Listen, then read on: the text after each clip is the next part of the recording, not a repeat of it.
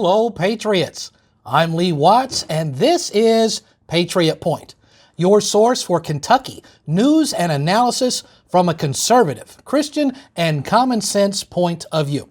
Well, I want to start off this week's program before we get into the main story, talking about how grateful I am for this little shirt that a Patriot sent me. It says, and Jesus said to them, if you don't have an AR-15, sell your coat and buy an AR-15. Because we were talking about gun rights the other week. So really appreciate that. I am going to be wearing that quite often.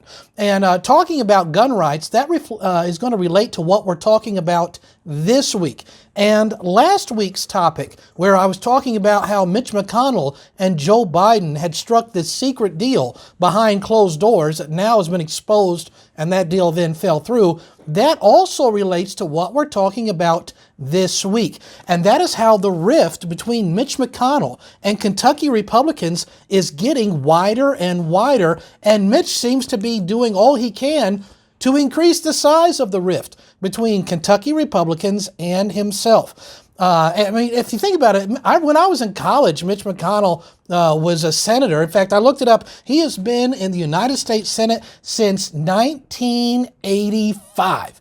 Now, I am a huge proponent for term limits. I mean, after all, Washington, D.C. is being run by the family of rats. Yes, Veronica. It's true. So Mitch McConnell has now done something which is causing some Kentucky Republican organizations to call for his resignation. And specifically, it is the Jessamine County Republican Party. They have put out a call for Mitch McConnell to resign. Why would they do that? They did that because he recently voted for this big anti-gun rights bill, which became law. And now let me tell you a little bit about this bill. It's what's called a red flag law. A red flag law says that a judge can just take your gun rights away because somebody thinks you might commit a crime sometime in the future with guns. The problem is you haven't committed a crime and your rights are being denied you, and it will take thousands of dollars and sometimes years in order to get back your rights for a crime you never did commit. Mitch McConnell just voted for that. Not only did he vote for this bill, he also voted to fund these red flag laws with $750 million of taxpayer money. And he unlocked tons of money that will consistently be flowing to spread and fund red flag laws. There's one thing you don't want to mess with Kentuckians. It's their gun rights, and nobody's an exception to this rule, including Mitch McConnell. So there's been calls for his resignation. In addition, other things in this bill that he voted for would say that private people, not that you own a gun store, but some private citizens, there's a provision where they would have to obtain a federal firearms sales license in order to sell their own guns to other people. And there's also a provision where these private citizens, not company owners, would have to conduct background checks on everybody that they might be selling their guns to. A great restriction upon the different rights that Kentuckians have. It's an attack upon the Second Amendment rights. This law that McConnell has voted for is like whisk and really beat your gun rights to a pulp. And Mitch McConnell just voted for it. So this resolution calls for his resignation. Let me give you some of the direct quotes from this resolution. Senator Mitch McConnell was the only Republican member of Kentucky's congressional delegation to support this dangerous and unconstitutional gun control. Do you realize everybody else we sent to Washington, all of the Republicans, voted against this Democratic gun grab law, but Mitch McConnell's the only one who voted for it. The resolution goes on to say there is no excuse for any elected Republican to work with Democrats to undermine our constitutional rights. And I say amen to that. I am not here to rubber stamp any particular party. I am here, and Patriot Point is to exist to stand up for conservative, constitutional, Christian principles. And if we got somebody who's in the party who is standing against those things, they need to be called out. There are some who say, we'll never call out a Republican on anything. No, if they're going against Republican principles, constitutional principles, conservative principles, they do need to be called out for it. So we're doing it here on the program because other Republican organizations in Kentucky are standing up for Republican principles, and they're not going to let anybody get away with calling themselves a Republican and doing the opposite of what Republicans stand for. So does Mitch McConnell really look worried about this resolution and people calling him out? I would doubt it. I think he looks more like Your arthritic grandmother. just going farther away from conservative principles. But it's most likely that McConnell is not going to be seeking re-election due to his age and deteriorating health. So really, he can do whatever he wants, kind of like a lame duck, and not have to worry about the consequences. But he is not the only Kentucky politician who is having people call for his resignation, and people from within his own party. The other person who is now having Republicans call for their resignation is Kentucky Secretary of State Michael Adams. And let me tell you a little bit about what he does. The Secretary of State is in charge of elections in Kentucky.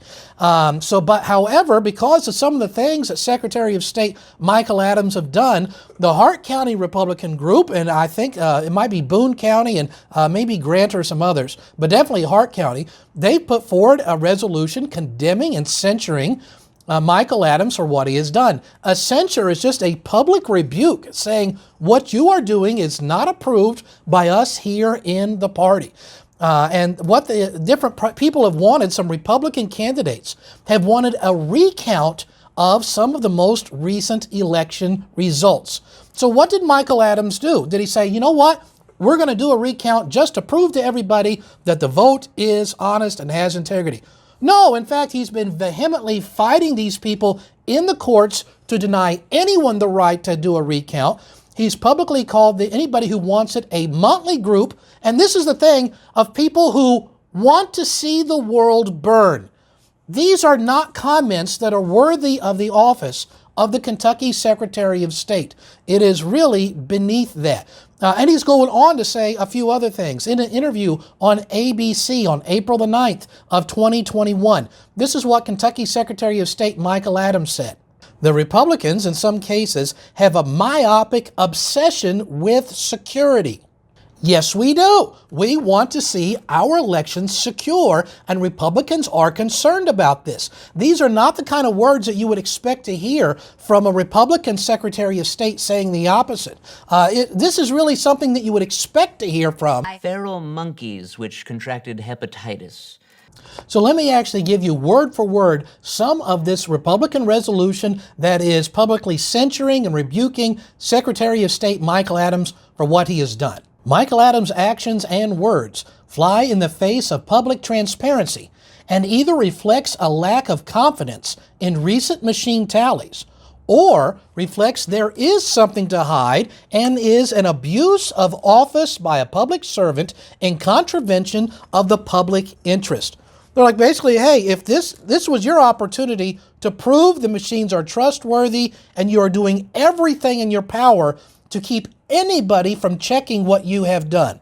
That is a great abuse of office and actually decreases the people's trust in the elections.